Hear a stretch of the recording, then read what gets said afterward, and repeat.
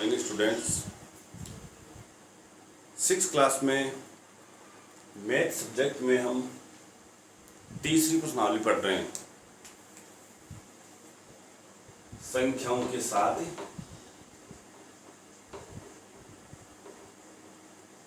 खेलना।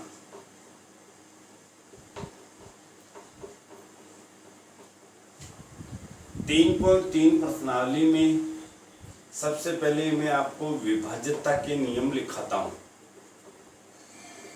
ये नियम आप अच्छी तरह से नोट कर लें और इनको अच्छी तरह से लर्न करें, याद करें। विभाज्यता के नियम, इसमें ए है 2 से विभाज्य।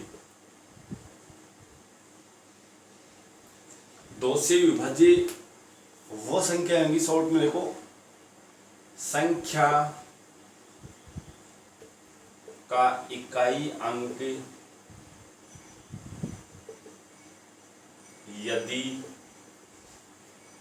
0, 2, 4, 6, 8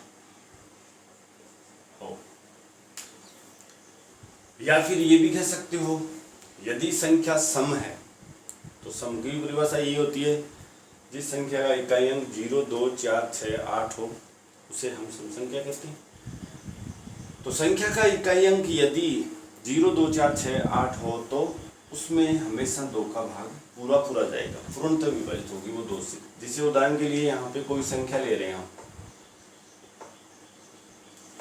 इसमें आपको केवल ये इकाई अंक देखना है, ये 4 है, तो ये पूरी संख्या 2 से पूर्णतः विभाजित होगी। यदि यहाँ पे मान लो इसके यहाँ पे इकाई अंक 7 आ गया, तो 7 में 2 का भाग नहीं जाता है, तो इस पूरी संख्या में 2 का भाग नहीं रहेगा। इसी तरह से हम लोग देखते हैं दूसरा नियम बी, 3 से विभाज्य। संख्या के अंकों के योग में यदि 3 का पूरा पूरा भाग जाए, बहुत ही सिंपल सा है। वैसे ये 9 का भी यही नियम है, सही नियम है।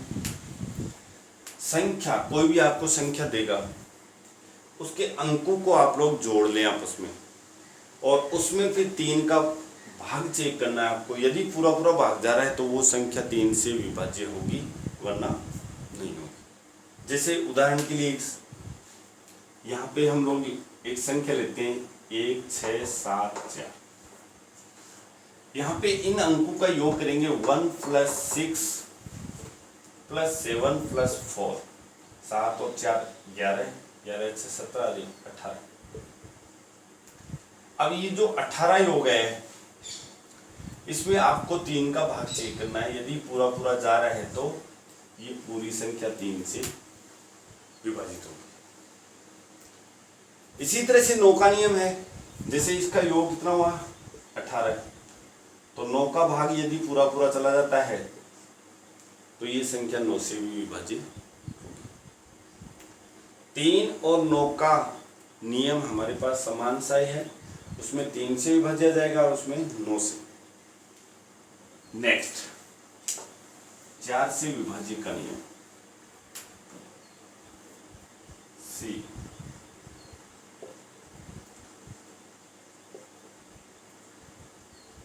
विभाज्य संख्या के इकाई व दहाई अंक से बनी संख्या।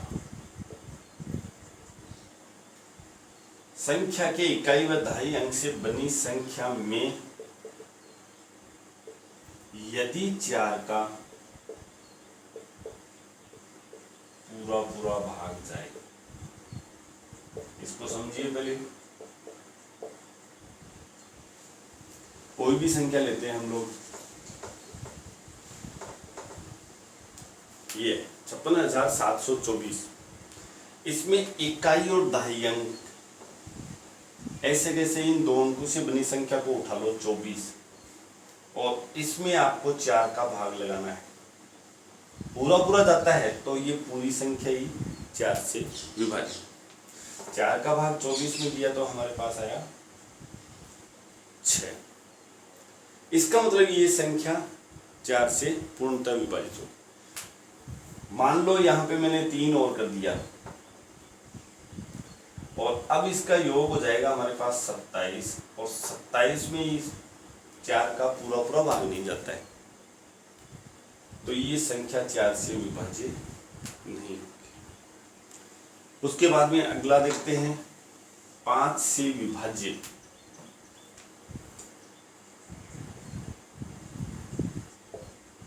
5 से विभाजित संख्या का इकाई अंक 0 या 5। तो ये जो पहला नियम था ना 2 से विभाज्य, वैसा नियम है, उसमें 0, 2, 4, 6, 8 थे। इसमें केवल यदि 5 से विभाज्य नियम देखे तो 0 या 5 होना चाहिए। तो ये तो आसान सा है।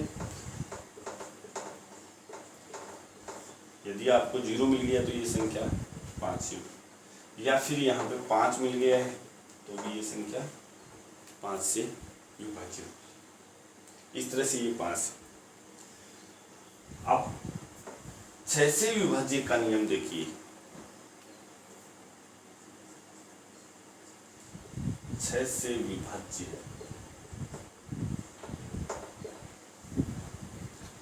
संख्या में 2 व 3 का पूरा पूरा भाग है।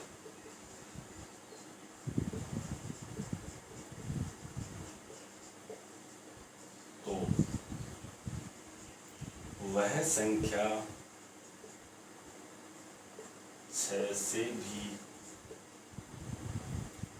विभाज्य हो। अच्छी तरह से देखनी है हमको कि उस संख्या में हमें देखना है यदि उसमें 2 का भाग जा रहा है, 2 का भाग का नियम देखना है आपको। 0, 2, 4, 6, 8 हो गई, और 3 से भाज्य हो 3 का भी आपको नियम से पता लगाना है।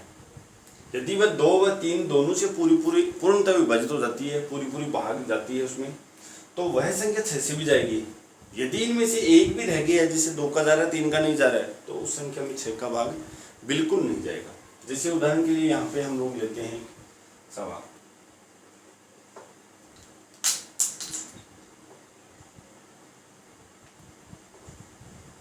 ये सवाल देखते हैं।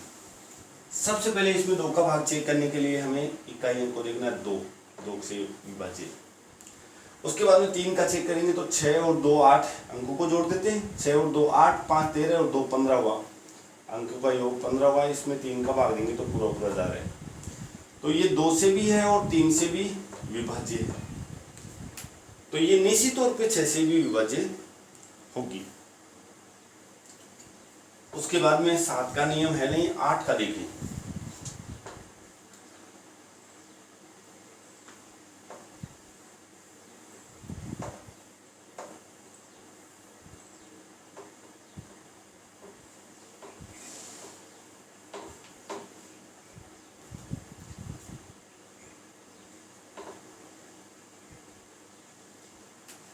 F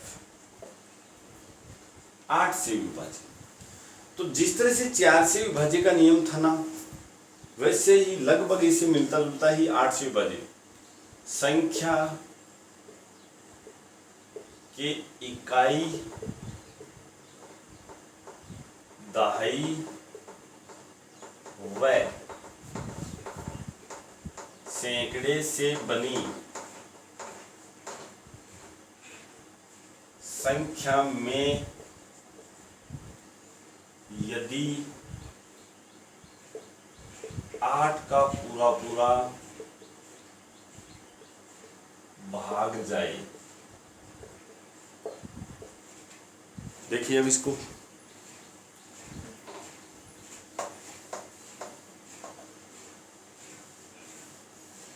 कोई भी संख्या हम ले लेते हैं यहाँ पे,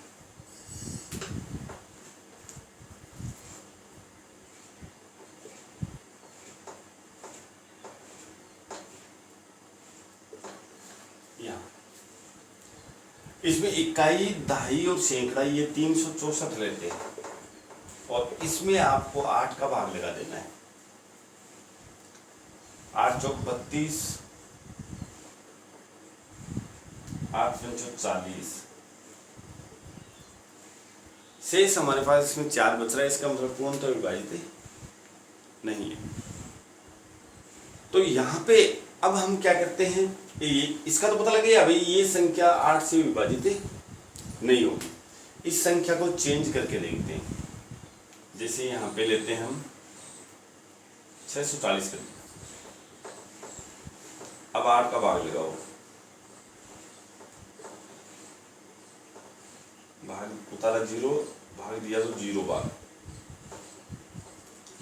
यहाँ पे पूरा पूरा भाग जा रहा है 8 का, तो ये निश्चित तौर पे 8 से विभाजित हो।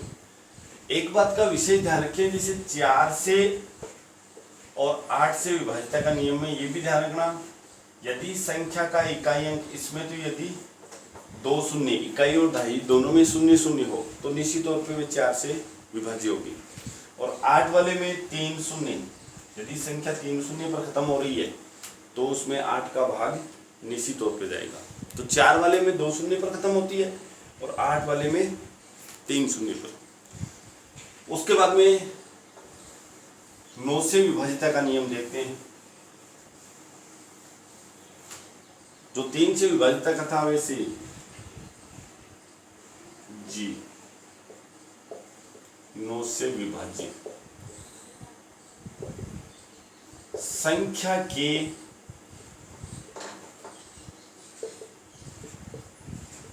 अंकों के योग में यदि 9 का पूरा पूरा भाग है,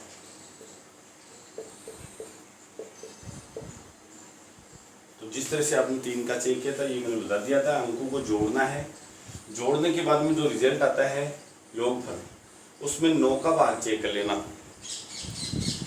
वो यदि 9 से पूर्णतः विभाजित होगी तो पूरी संख्या ही 9 से विभाजित होगी। 10 से विभाजित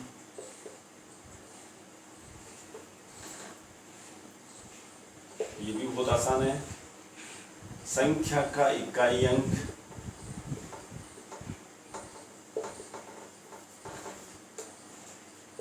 यदि 0, इसमें केवल इतना देखना है किसी भी संख्या का इकाई अंक यानी कि वो संख्या अगर 0 पर खत्म हो रही है, इकाई अंक 0 हो तो उसमें निश्चित तौर पे 10 का भाग जाएगा। 11 से विभाज्य हो, देखिए अंतिम, ये बहुत ही इंपॉर्टेंट है हमारे लिए। संख्या के समवय विषम स्थानों के अंकों के योग में अंतर यदि 0 या 11 से भाज्य। आराम से देखें एक बार। आपको सबसे पहले क्या करना है, संख्या के सम और विषम स्थान को पहचानना है कि सम स्थान पर कौन सा अंक है और विषम स्थान पर कौन सा। सम स्थान के जो भी अंक हैं उनको एक साथ अलग जोड़ लेंगे और विषम स्थान के अंक हैं उनको अलग जोड़ देंगे, और दोनों के योग में अंतर यदि या तो 0 आ जाता है या फिर 11 से भाज्य आएगा तो वो संख्या 11 से विभाज्य होगी, अन्यथा नहीं होगी। जैसे उदाहरण के लिए हम लोग देखते हैं, ये संख्या देखो, इसमें ये 1 नंबर पे है, यहां से बाईं ओर से स्टार्ट करना है आपको। 1 नंबर पर है, 1 नंबर है, ये 2 पर, 3 पर, 4, 5, 6, 7, 8, ये हमने इनके स्थान दे दिए हैं, कौन से स्थान पर कौन सा अंक बैठा है। 1 नंबर पर 1 है, 2 नंबर पर 3 है, 3 नंबर पर 3 है, इस तरह से। तो हमें तो केवल सम स्थान वाले जोड़ने हैं, तो सम स्थान वाला एक तो 2 हो गया, 4 हो गया, 6 हो गया, 8 वाले अंक, ये जो मैंने गोला लगाया है इन अंकों को जोड़ लेंगे। इसके आगे ऊपर अंक देखना, 3 + 1 + 3 + 1 योग किया तो हमारे पास आ गया 8। बाकी बच्चे बिना गोले वाले देखना आप, ये बिना गोले वाले है ना, इनको देखिए तो 1, 3 + 1 + 3, ये भी 8। दोनों स्थानों के अंकों का योग हमने कर लिया है। अब यहाँ पे अंतर इसका निकाल देना है, तो 8 - 8 0। अंतर यदि 0 आ जाता है तो वो निश्चित तौर पे 11 से विभाजित होगी। अंतर मान लो हमारे पास या तो 11 आ गया, या 22 आ गया, 33 आ गया, 44 आ गया, यानी 11 से विभाज्य कोई संख्या आ जाती है अंतर में, तो भी वह संख्या 11 से विभाज्य होगी। इस तरह से बच्चों आज हम 3.3 प्रश्नावली को स्टार्ट करने से पहले ये विभाज्यता के नियम अच्छी तरह से याद करेंगे। इनको अच्छी तरह से याद करें। 8th क्लास में एक पूरा चैप्टर इसका आता है। बोर्ड कक्षा में हर वर्ष एक सवाल इस विभाज्यता के नियम से आता है। अगर ये याद कर लोगे तो हमारे पास जो भाग वाले सवाल हैं वो आसानी से हम कर सकते हैं उनको। बाकी कल देखेंगे।